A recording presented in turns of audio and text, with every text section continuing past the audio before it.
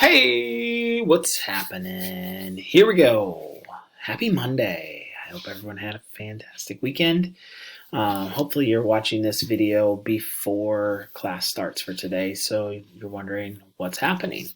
Okay, so for today, we are going to actually do a Desmos activity, and it's kind of fun because you can kind of go at your own pace, but then you can see how kids answer.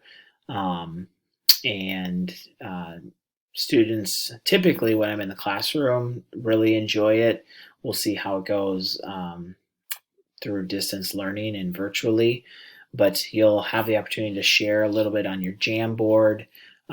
Just remember, hopefully you remember what group letter you are, because on the Jamboard you'll have something that you'll post there for your group. Okay, so we're gonna be playing a game, just to see how fair it is and if it is fair, and then just kind of moving into your homework for today is going to be to watch this video on just locating where your homework is, because we are going to do our first homework assignment out of the textbook.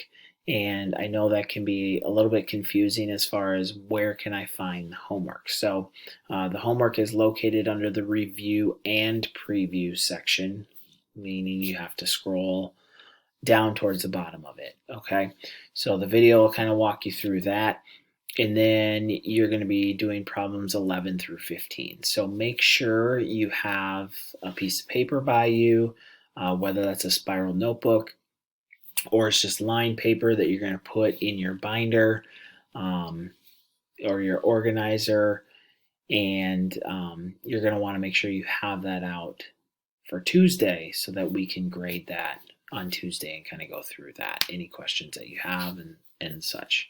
Okay. I